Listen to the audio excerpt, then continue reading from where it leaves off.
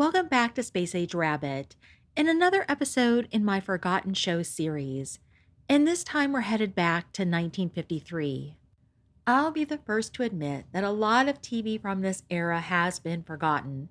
Some of the shows were short lived, like the ones I'm talking about today, but also because very few households even owned a television set in 1953. These early shows were part of television's growing pains, which I think adds to their charm.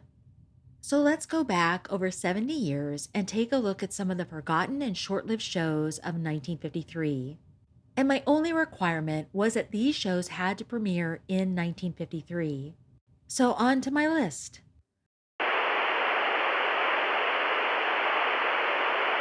First up, The George Jessel Show.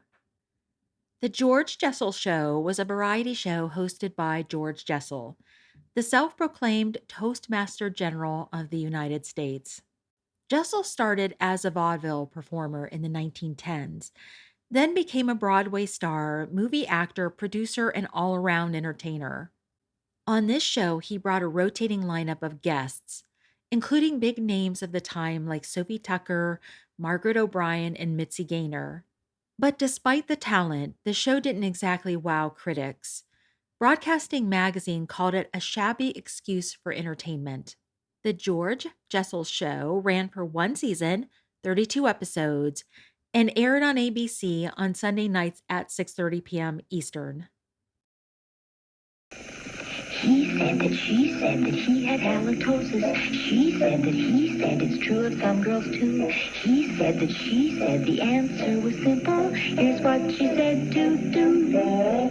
Try Listerine, buy Listerine, keep breath fresh and clean with Listerine. Next is the Motorola Television Hour.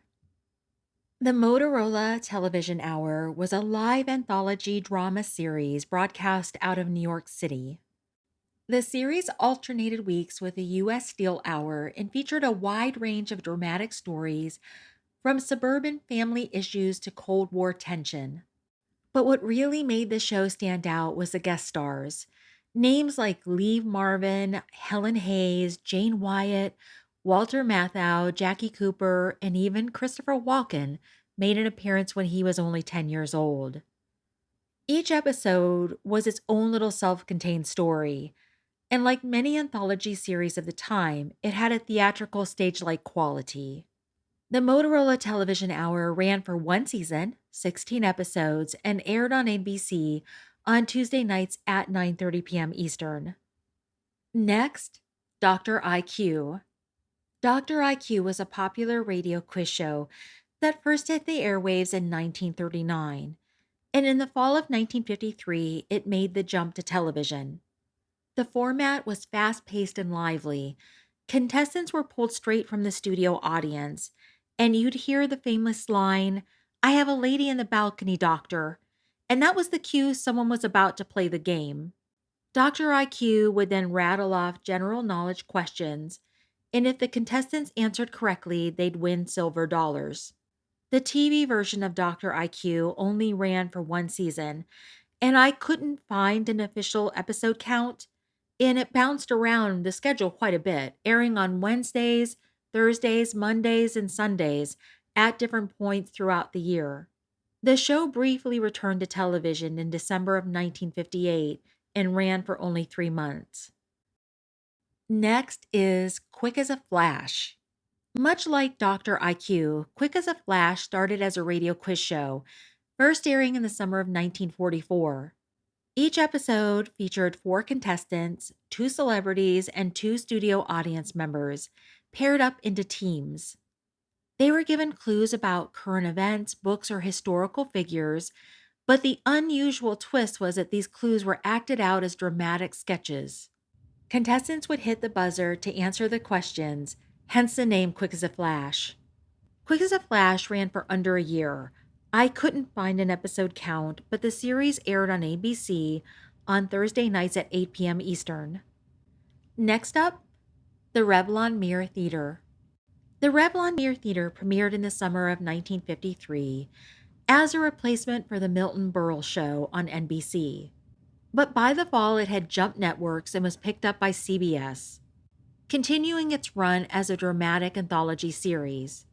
Guest stars included Joan Crawford, Angela Lansbury, Agnes Moorehead, and Eva Marie Saint, all delivering theatrical performances in compact half-hour stories. The Revlon Mirror Theater ran for a total of 23 episodes. The first 11 episodes aired on NBC Tuesday nights at 8 p.m. Eastern before the series moved to CBS, where the remaining 12 episodes aired on Saturday nights at 10:30 p.m.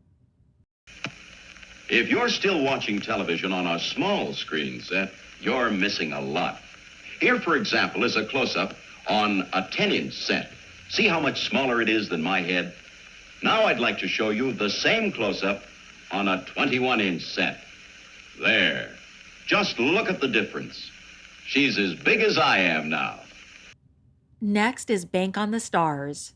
Bank on the Stars was where contestants would first watch a short film clip, usually a scene from a popular movie, and then they'd be asked a detailed question about what they just saw.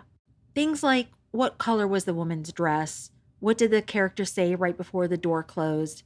You really had to pay attention. The show premiered in June of 1953 on CBS with Jack Parr as the original host. In the spring of 1954, it made the jump to NBC, where it was briefly hosted by Jimmy Nelson and then finally by Bill Cullen. Bank on the Stars ran for 2 seasons with a total of 23 episodes.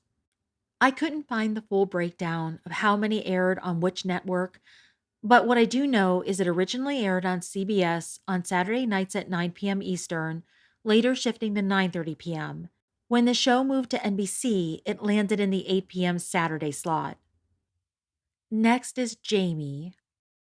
It's time for Jamie, starring Brandon DeWilde, with Ernest Truex, Polly Rolls, and Kathy Nolan.